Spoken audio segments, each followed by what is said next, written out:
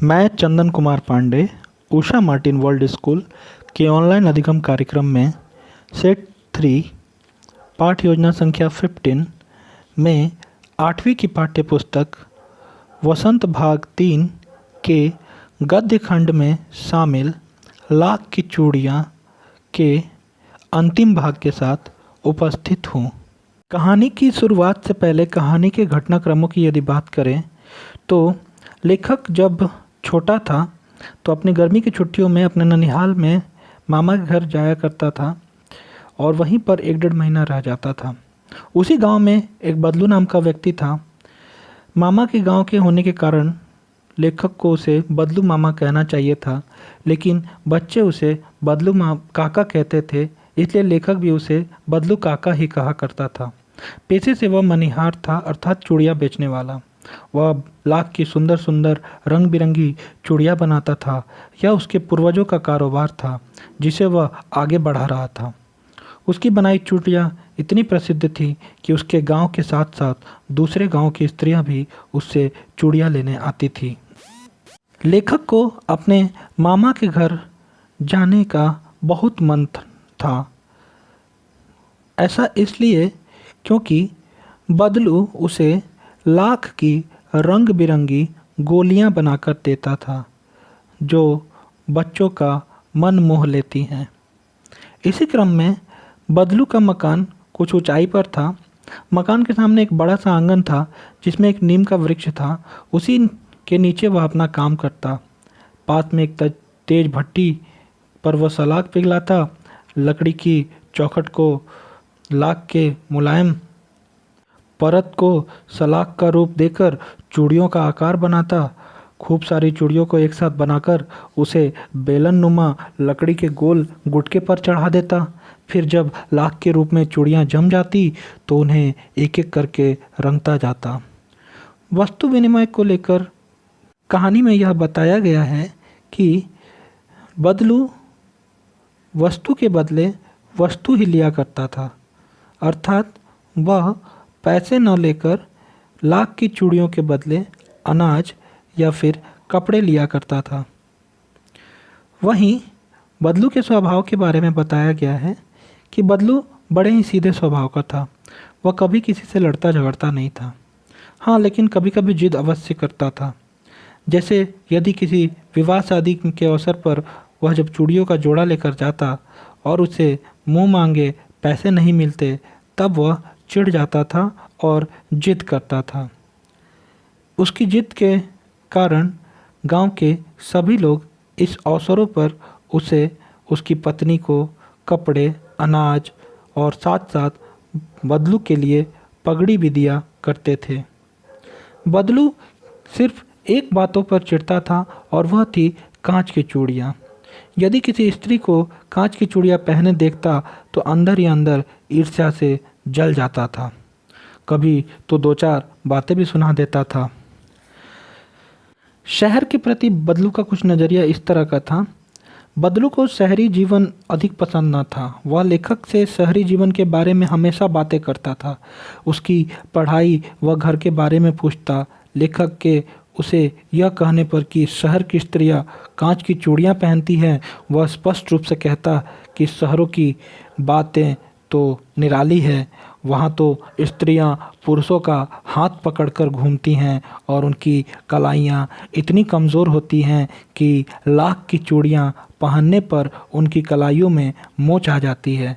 जब लेखक अधिक आम खाने से इनकार करता है तो यह व्यंग करता है कि शहर के लोग अधिक खा नहीं सकते। इसी क्रम में जब लेखक के पिता का तबादला हो जाता है तब वह 8-10 वर्षों बाद फिर अपने मामा के गांव जाता है।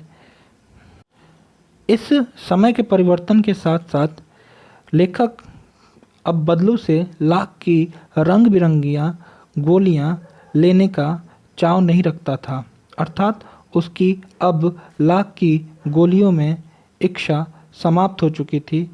उसकी रुचि धीरे धीरे लुप्त हो चुकी थी। इसी क्रम में अचानक लेखक को बदलू का ध्यान आता है। इसके पीछे के कारणों में हम देखते हैं कि एक दिन अचानक लेखक के मामा की बेटी आंगन में फिसलकर गिर गई। उसके हाथ की कांच की चूड़ी टूटकर उसकी कलाई में घुस गई और खून बहने लगा। लेखक ने उसकी मरहम पट्टी की तो उसे अचानक लाख की चूड़ियां बनाने वाले बदलू काका की याद आ गई। शाम को वह घूमते घूमते बदलू के घर पहुंच गया। बदलू का ठिकाना आज भी वहीं था। आज भी वह उसी नीम के पेड़ के नीचे चारपाई बिछाकर लेटा था। लेखक द्वारा अपना परिचय देने पर ही उसने लेखक को पहचाना। अब बदलू का शरीर क्षीण हो चुका है, कमज़ोर हो चुका है। उसके हाथों और माथे पर नसें उभर आई हैं। दमे की तरह खांसी भी उसे आती है। लाख की चूड़ियाँ अंतिम भाग पढ़ते हैं और समझते हैं। नमस्ते बदलू काका, मैंने कहा। लेखक जब बदलू के घर 8-10 वर्ष बाद जब वह बड़ा हो जाता है तब जाता है, तब उससे मिलने जब उसके घर पहुंचता है तो वह नीम के पेड़ के नीचे एक चारपाई पर लेटा था। उसको देखते ही लेखक ने कहा, नमस्ते बदलू काका। तब बदलू ने क्या जवाब दिया? नमस्ते भैया। उसने मेरी नमस्ते का उत्तर दिया और उठकर खाट पर बैठ गया, परंतु उसने मुझे पहचाना नहीं और देर तक मेरी ओर निहारता रहा। लेकिन जब लेखक बड़ा हो चुका था और इतने दिनों बाद, इतने वर्षों बाद जब वह बदलू से मिलता है, तब बदलू उसे पहचान नहीं पाता। तब लेखक अपना परिचय देते हुए कहता है, मैं हूँ जनार्दन काका। क्योंकि लेखक का नाम जनार्दन था तो उसने कहा कि मैं जनार्दन हूँ। उसको गांव में सभी लोग जनार्दन कहते थे, वैसे बदलू उसे लला कहता था। आपके पास में से गोलियां बनवा कर ले जाता था, मैंने अपना परिचय दिया। लेखक ने कहा कि मैं ही वही हूँ जो आपसे लाख की गोलियां बना कर ले जाया करता था। मेरा नाम जनार्दन है। बदलू फिर भी चुप रहा, मानो वह अपने स्मृति पटल पर अतीत के चित्र उतार रहा हो। और तब वह एकदम बोल पड़ा, आओ आओ लल्ला, बैठो, बहुत दिन बाद गांव आए।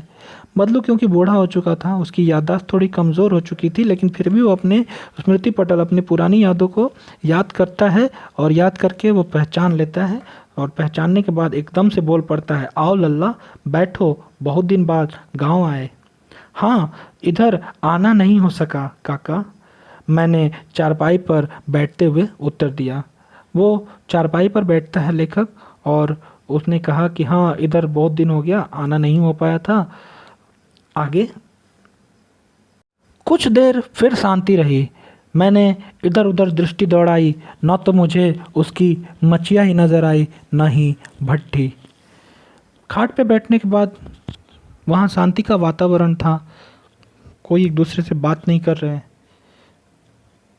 इसी दौरान लेखक ने इधर उधर नज़र दौड़ाई और वह पाता है कि आज वो मचिया और भट्टी नहीं है जिस पर बैठकर वो लाख को पिघलाया करता था। तब वो देखकर बदलू से पूछता है, आजकल काम नहीं करते काका? मैंने पूछा। लेखक ने पूछा कि आपने काम छोड़ दिया है, आजकल काम नहीं करते? फिर बदलू ने क्या कहा, नहीं लला, काम तो कई साल से बंद है। मेरी बनाई हुई चूड़ियाँ कोई पूछे तब तो गांव-गांव में कांच का प्रचार हो गया है। वह कुछ देर चुप रहा, फिर बोला, मशीन युग है न लल्ला, यह लला, आजकल सब काम मशीन से होता है। खेत भी मशीन से जोते जाते हैं और फिर जो सुंदरता कांच की चूड़ियों में होती है, लाख में कहाँ संभव है। बदलू अपने काम के बंद होने के लिए कहता है कि मैं तो कई सालों से काम बंद कर दिया हूँ। मेरी बनाई हुई चूड़ियों को अब कोई पूछे तब तो मैं काम करूँ। अब गांव में कांच का प्रचार हो गया है। अब धीरे धीरे कांच ने लाख की चूड़ियों का स्थान ले लिया है। कुछ देर चुप रहने के बाद वो बोलता है, मशीन युग हो गया है लल्ला, यह मशीन युग है। आजकल सब काम मशीन से ही होता है। खेती भी करते हैं लोग तो खेतों को जोतने के लिए मशीन का प्रयोग करते हैं। वहीं वह यह भी कहता है कि कांच की चूड़ियों की सुंदरता मेरी चूड़ियों की सुंदरता से ज़्यादा अच्छी हैं, तो मैं कांच की चूड़ियों के कारण आज काम करना छोड़ दिया है मैंने। इस बात को सुनने के बाद बदलू के द्वारा फिर यह बात कही जाती है, क्या? लेकिन कांच बड़ा खतरनाक होता है, बड़ी जल्दी टूट जाता है। मैंने कहा, नहीं, लेखक ने कहा, हाँ सही बोल रहे हो, कांच तो बहुत खतरनाक होता है, क्योंकि उसकी मामा की बेटी जब गिरी आंगन में फिसलकर तो उसके हाथों में कांच चुभ गया था। इसी बात को लेकर वो कहता है कि कांच तो बहुत खतरनाक होता है, बहुत जल्दी टूट जाता है। मैंने कहा, नाजुक तो फिर होता ही है लला। कहते कहते उसे खांसी आ गई और वह देर तक खांसता रहा। इस बात की सहमति देते हुए बदलू कहता है कि हाँ, कांच बहुत नाजुक होता है, और यह कहते कहते वह खांसने लगता है काफ़ी देर तक। मुझे लगा उसे दमा है, लेखक को लगता है कि उसे दमा है, अस्थमा। अवस्था के साथ साथ उसका शरीर ढल चुका था, उसके हाथों पर और माथे पर नसें उभर आई थी।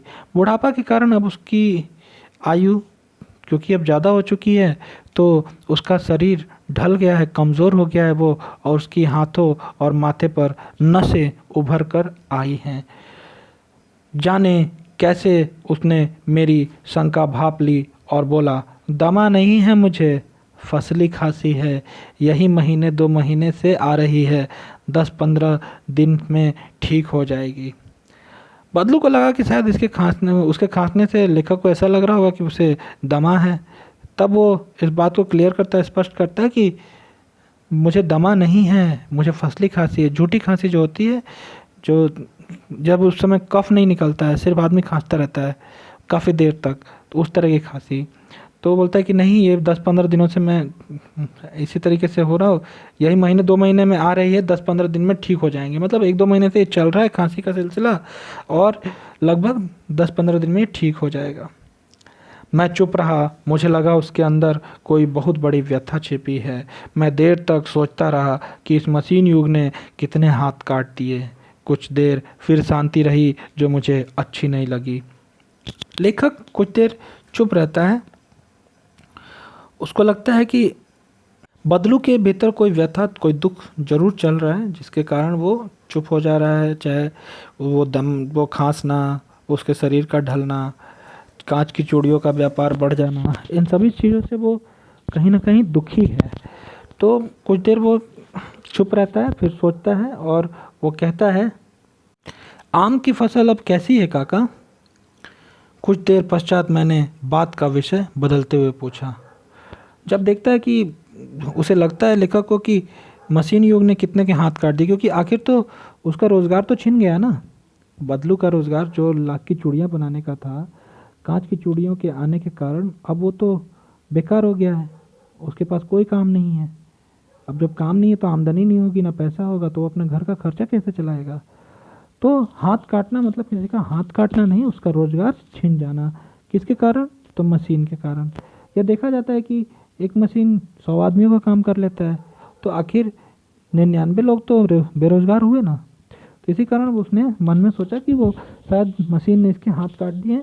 फिर वो कुछ देर चुप रहता है और फिर उसके बाद बात को बदलता है, विषय को बदलता है और बोलता क्या है, अब फसल कैसी रही इस बार? कुछ देर बाद मैंने विषय बदलते हुए ये बात कहा।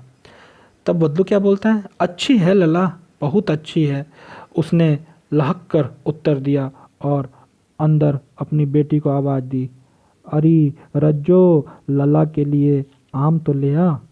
फिर मेरी ओर मुखातिब होकर बोला, माफ़ करना लला, तुम्हें आम खिलाना भूल गया। जब लेखक ने पूछा कि फसल कैसी है, तो वो थोड़ा लहक कर, जैसे आदमी जिस चीज़ से खुश नहीं होता है तो उसका जवाब कैसे देगा, झुंझला कर, लहक कर, उस तरह से उसने जवाब दिया, हाँ अच्छी है लला, बहुत अच्छी है। फिर वह अपनी बेटी को आवाज़ देता है। उसकी बेटी का नाम क्या है? रज्जो। रज्जो को बोलता है कि लला के लिए आम ले आओ। फिर वो मेरी तरफ मुखातिब होकर, मतलब मेरी तरफ मुड़कर मेरे को संबोधित करते हुए उसने कहा कि माफ़ करना लला, मैं तुम्हें आम खिलाना भूल गया था। फिर लेखक क्या कहता है, नहीं नहीं काका, आम तो इस साल बहुत खाए हैं। वाह वाह, बिना आम खिलाए कैसे जाने दूंगा तुमको? लेखक कहता है, मैंने तो आम बहुत खाया इस बार। तो बदलू कहता है कि ऐसे कैसे होगा, मैं तुम्हें बिना आम खिलाए जाने दूंगा? नहीं, बिल्कुल ही नहीं, ये हो ही नहीं सकता है। मैं चुप हो गया। मुझे वे दिन याद हुआ है जब वह मेरे लिए मलाई बचा रखता था। वह चुप हो जाता है क्योंकि जब बचपन में लेखक बदलू के घर जाता था तो उसे मलाई और आम खिलाया करता था, और आज भी वह गया है तो वो अपनी औपचारिकता पूरा कर रहा है, तो इसलिए कहीं उसको बुरा ना लगे इसलिए वो चुप हो जाता है। और आज वो मेरे लिए मलाई बचा कर रखता था। मुझे वो उसको ये दिन याद आ जाता है कि जब वो उसके लिए मलाई बचा के रखता था, आम भी खिलाता था, इस लिहाज से वो चुप हो जाता है। गाय तो अच्छी है ना काका, मैंने पूछा। फिर उसने दूसरा विषय पूछा, विषय बदल कर बात की कि गाय तो अच्छी है ना। गाय कहाँ है लल्ला, 2 साल हुए बेच दी, कहाँ से खिलाता।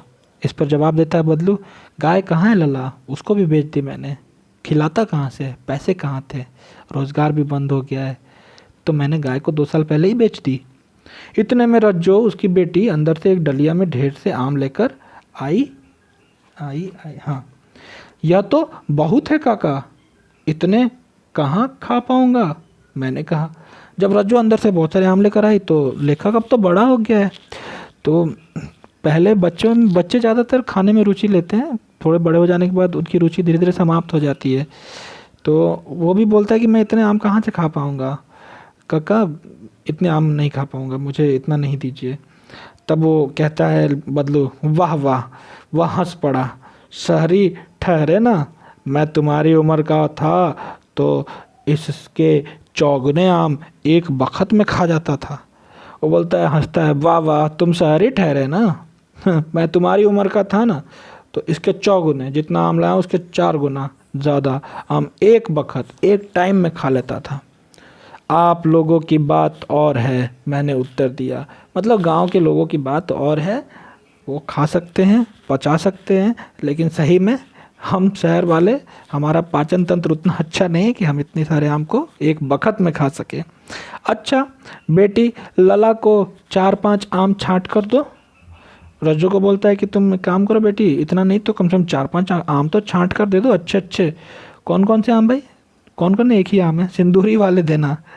देखो लला कैसे हैं, इस साल यह पेड़ तैयार हुआ है। वो बोलता है एक सिंदूर आम, मतलब आम की प्रजाति है, मालदा लंगड़ा ये सब होता है ना, बिज्जू आम, सिंदूरी आम। तो सिंदूरी आम वो देता है, तो उसमें बोलता है कि ये देखो सिंदूरी आम है, देखो लला कैसे हैं, मतलब खाने में कैसे हैं, चेक चेक करके बताओ तो। इसी साल यह पेड़ तैयार हुआ है, यह जो पेड़ है, यह आम जो है इसी साल के तैयार हुए पेड़ों से निकला है, मतलब पहली फसल कह सकते हैं या फिर पहला आम कह सकते हैं उस पेड़ का। ठीक है। रज्जो ने 4-5 आम अंजलि में लेकर मेरी ओर बढ़ा दिए। अपने हाथ को दोनों जोड़कर जो अंजलि बनती है उसमें वो 4-5 आम लेकर उसको आगे बढ़ाया, लला को दिया, लेखक को दिया। आम लेने के लिए मैंने हाथ बढ़ाया तो मेरी निगाह एक क्षण के लिए उसके हाथों पर ठिठक गई। गोरी गोरी कलाइयों पर लाख की चूड़ियाँ बहुत ही फब रही थी। जब वो आम देती है रज्जो लेखक को, तब लेखक जब हाथ बढ़ाता है आगे, तब उसके हाथों में की कलाइयों को देखता है तो उसे बड़ा आश्चर्य लगता है। होता क्या कि रज्जो के हाथों की कलाइयों में लाख की चूड़ियाँ हैं जो सामान्यतः विलुप्त हो गई हैं, लेकिन बदलू उस विलुप्त चीज़ों को भी संभाल के रखा है और अपने घर में कम से कम लाख की चूड़ियों का तो प्रयोग करता है। उसने अपनी बेटी को लाख की चूड़ियाँ पहनने के लिए दी हैं और वो बहुत ही सुंदर लग रही थी, फब रही थी, मतलब बहुत ही अच्छी लग रही थी। गोरी गोरी कलाइयों पर लाख की चूड़ियाँ बहुत ही फब रही थी, मतलब बहुत ही सुंदर लग रही थी। वो एक क्षण उसकी निगाहें उसी कलाई को देखने के लिए रुक जाती हैं। बदलू ने मेरी दृष्टि देख ली और बोल पड़ा, यही आखिरी जोड़ा बनाया था जमींदार साहब की बेटी के विवाह पर। बोलता है कि ये आखिरी जोड़ा है जो तुम देख रहे हो हाथ में उसके कलाई में, ये आखिरी जोड़ा बनाया था, जमींदार की बेटी का विवाह था उसके लिए। 10 आने पैसे मुझको दे रहे थे, वो जमींदार मुझे इसके 10 आने दे रहा था। 4 आना मतलब 1 रुपया का चौथा भाग, मतलब 25 पैसा, तो 10 आना जोड़ लीजिएगा कितना होता है। ठीक है। तो मैंने जोड़ा नहीं दिया, कहा शहर से ले आओ, और मेरे को जब 10 आने दे रहा था तो मैंने बोला कि नहीं, ये जोड़ा मैं नहीं दूंगा, जाओ तुम्हें जहाँ से खरीदना खरीद लो, जाओ शहर से लेकर आओ। मैंने आम ले लिए और खाकर थोड़ी देर पश्चात चला गया। लेखक वो आम खाता है और थोड़ी देर पश्चात वहाँ से चला जाता है। मुझे प्रसन्नता हुई कि बदलू ने हार कर भी हार नहीं मानी थी। उसका व्यक्तित्व कांच की चूड़ियों जैसा न था कि आसानी से टूट जाए। जब जाते वक्त ये सोचता है लेखक कि बदलू के ने संघर्षों का जीवन जिया है। आज उसके पास रोजगार, व्यवसाय, धंधे नहीं हैं, गाय भी नहीं है, फसल भी कुछ खास अच्छी नहीं है, ऊपर से बीमार है, बुढ़ापा आ गया है। लेकिन फिर भी आज लल्ला जब उसके घर जाता है तो खाने के लिए वो उसी तरीके से पूछता है जैसे वो बचपन में पूछा करता था। जिद भी करता है और साथ ही साथ उसकी बेटी के हाथों में लाख की चूड़ियों को देखकर जब वो इसके पीछे के कारणों को बताता है कि ज़मींदार उस चूड़ी के जोड़े के बदले उसे 10 आने दे रहा था, तब उसने इस चूड़ियों को देने से इनकार कर दिया और बोला कि जाइए शहर से ले आइए। अगर वो उसे चूड़ियाँ दे देता तो शायद 10 आने तो उसे मिल सकते थे, लेकिन उसने परिस्थिति के साथ समझौता नहीं किया, क्योंकि विवाह के अवसर पर वो कभी भी मोल करने से पीछे नहीं हटता था। वो चूड़ियों के मुंह मांगे पैसे मांगा करता था और मुंह मांगे जब पैसे नहीं मिले तो उसने चूड़ियाँ भी देना सही नहीं समझा। तो आज भी कांच की चूड़ियों के आने के बाद भी उसके अंदर अपने व्यक्तित्व से कभी समझौता नहीं किया। उसने हार कर भी हार नहीं मानी।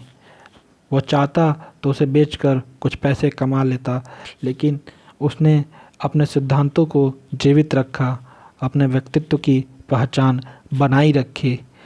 जो उसका व्यक्तित्व इतना आसान नहीं था, उन चूड़ियों के जैसा नहीं था जो एक क्षण में गिरकर टूट जाए। वह बहुत ही पुख्ता और कठोर था।